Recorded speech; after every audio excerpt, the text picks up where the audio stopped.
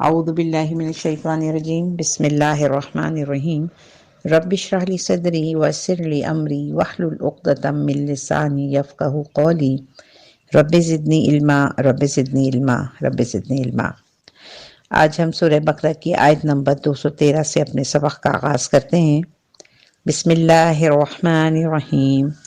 کان الناس امتا واحدہ، کانا مانے تھے، ناس مانے لوگ، تمام انسان ایک ہی امت تھے۔ جب حضرت آدم علیہ السلام کی پیدائش ہوئی اور اس کے بعد ان کی نسل سے انسان پیدا ہوئے، ایک کے بعد ایک، ایک کے بعد ایک، اور آپ کی نسل جو ہے وہ آگے چلی، تو یہ تمام لوگ ایک ہی امت تھے، اور ایک ہی امت، ایک ہی اللہ کو ماننے والے اور سیدھی راہ کے چلنے والے تھے۔ لیکن رفتہ رفتہ جوں مزید امت بڑھتی گئی، لوگ بڑھتے گئے اور شیطان نے ان کو ورغلانا شروع کیا، تو انہی لوگوں میں گمراہی پیدا ہونے لگی، جس کی وجہ سے ان میں ایک اختلاف پیدا ہو گیا۔ تو یہ جو اختلاف کی کیفیت ہے، تو اللہ تعالیٰ نے اس بات کو ظاہر نہیں کیا کسی آیت کی شکل میں، بلکہ اس سے آگے بڑھ کر کہا فَبَعَثَ اللَّهُ النَّبِيِّينَ مُبَشِّرِينَ وَمُنذِرِينَ، تو اللہ نے پھر اپنے نبی بھیجے۔ بعثہ مانے مبعوث کرنا، فا لگا ہوا ہے، فا مانے تو پھر، تو اللہ نے مبعوث کیے نبیین، نبی، مبشرین خوشخبری سنانے والے جو کہ خوشخبریاں سناتے تھے، وہ منذرین اور انہیں خبردار کرتے تھے یا ڈراتے تھے۔ تو جب تک کہ تمام انسان جو ہے نیکوکار تھے، نیکی کے راہوں پہ چل رہے تھے، تو اس وقت تک کسی نبی کی ضرورت نہیں پیش آئی۔ لیکن جو شیطان کی کارستانیاں بڑھتی گئیں اور شیطان نے انسانوں کو، حضرت انسان کو بھڑکانا شروع کیا، بہکانا شروع کیا، اور وہ اپنے راستے سے بھٹکنے لگے، تو ان کو راہ راست پہ لانے کے لیے، ہدایت پہ لانے کے لیے اللہ تعالیٰ نے نبی بھیجے۔ تو نبی کا کیا کام ہوتا ہے کہ دو کام ہے، ایک تو خوشخبری سنانا نیک عمل کرنے کی، اور دوسرا برے اعمال کے لیے ان کو ڈراتے رہنا اللہ تعالیٰ سے۔ وَأَنزَلَ مَعَهُمُ الْكِتَابَ بِالْحَقِّ لِيَحْكُمَ بَيْنَ النَّاسِ فِيمَا اخْتَلَفُوا فِيهِ۔ وَأَنزَلَ، واو حرف عطف، اور انزلہ نازل کی، کیا چیز؟ معاہم الکتاب، تو ان کے پاس جو ہے ایک، اور ان پر ایک کتاب نازل کی، یعنی جو نبی آتے گئے ان پہ کتاب نازل کرتے گئے، جو کس چیز کی تھی؟ بالحق کی، جو کہ حق کے ساتھ، لیحکما کس لیے آئی تھی؟ تاکہ وہ فیصلہ کرے، بین الناسی لوگوں کے درمیان، فی مختلفو فیہ جن باتوں میں، جن امور میں، جن معاملات میں وہ اختلاف کیا کرتے تھے۔ تو اس کا ترجمہ کیا بنا؟ اور ان کے ساتھ اپنی کتاب نازل فرمائی حق کے ساتھ، تاکہ وہ فیصلہ کرے لوگوں کے درمیان ان باتوں میں جن میں انہوں نے اختلاف کیا تھا۔ وَمَا اخْتَلَفَ فِيهِ إِلَّا الَّذِينَ أُوتُوهُ مِن بَعْدِ مَا جَاءَتْهُمُ الْبَيِّنَاتُ بَغْيًا بَيْنَهُمْ۔ پہلے اس کا الگ الگ معنی دیکھ لیتے ہیں، پھر اس کا جملہ بنا کے معنی دیکھیں گے۔ واو مانے اور، ما مانے نہیں، عرف انکار تو نفی۔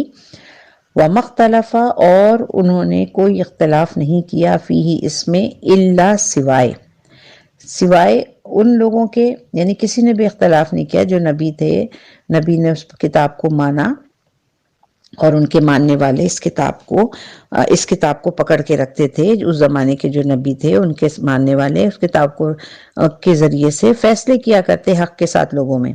اللہ سوائے الذین ان لوگوں کے، اوتوہ جنہیں دی گئی تھی اس کے بعد کہ، ما جاءتہم البینات کہ ان کے پاس کھلی ہوئی نشانیاں آ گئیں۔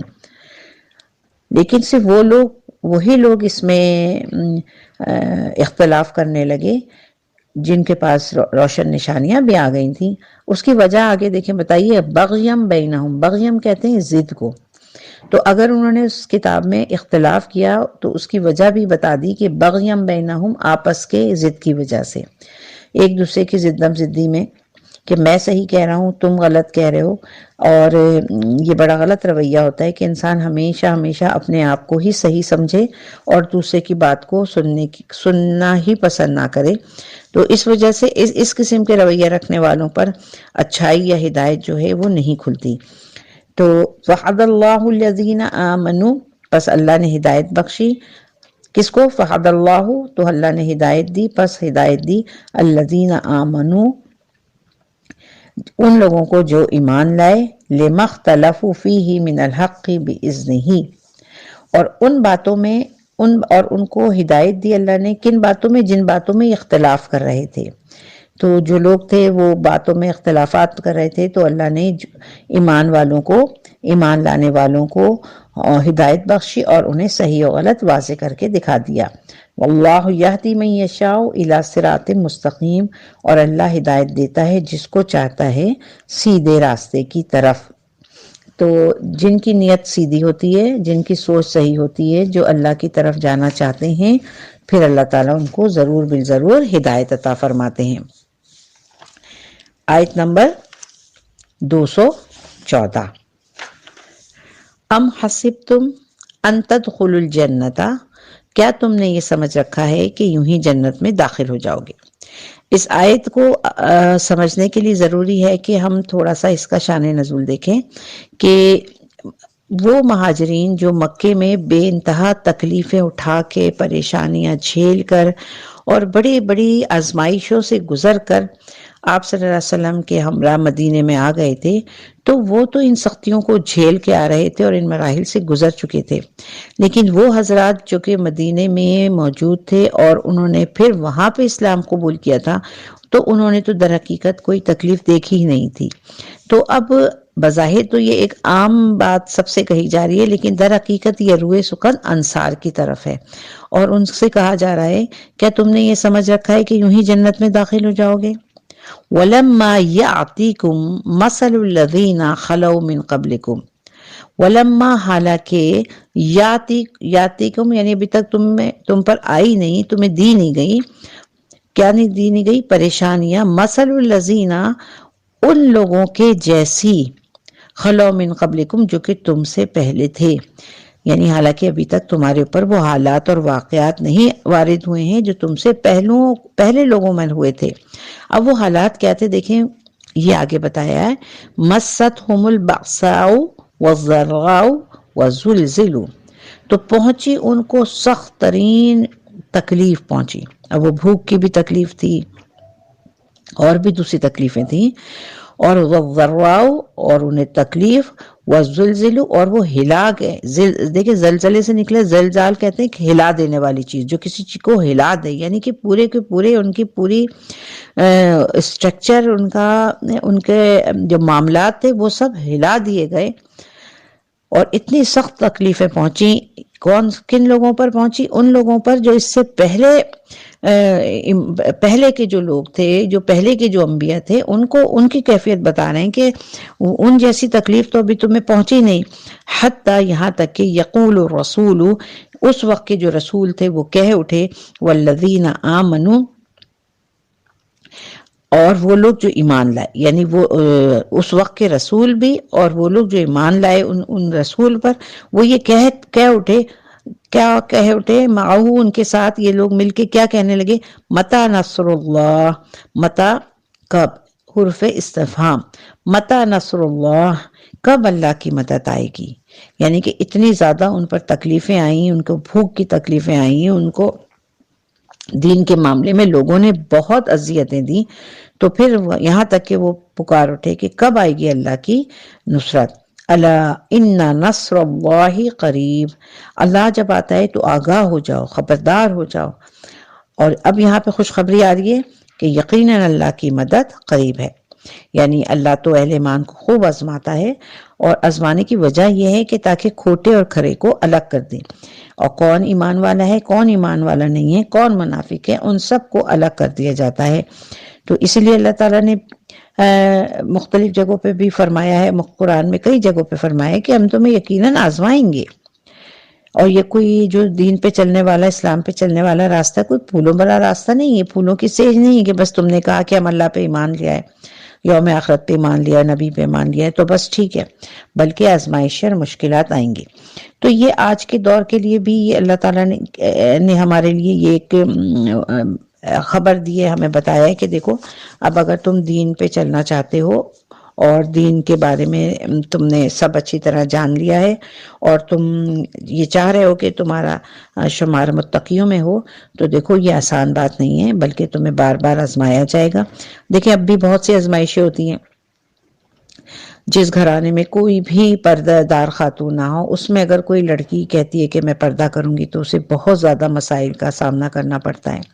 یا جس گھرانے میں کوئی زیادہ مذہبی ماحول نہ ہو، یا صرف مذہب جو ہے صرف 5 وقت نماز پڑھ لینے کا یا رمضان کے روزے رکھنے کا نام ہو، تو اس میں اگر کوئی بچہ اٹھ کے یہ کہتا ہے کہ نہیں میں داڑھی بھی رکھوں گا اور 5 وقتہ مسجد میں جا کے نماز پڑھوں گا، اور میں سفارش نہیں قبول کروں گا، نہ دوں گا نہ لوں گا سفارش، نہ رشوت دوں گا نہ لوں گا، نہ سود کے کاروبار میں حصہ لوں گا، تو اسے آج کے دور میں بھی بہت زیادہ مسائل اور مشکلات کا سامنا کرنا پڑتا ہے۔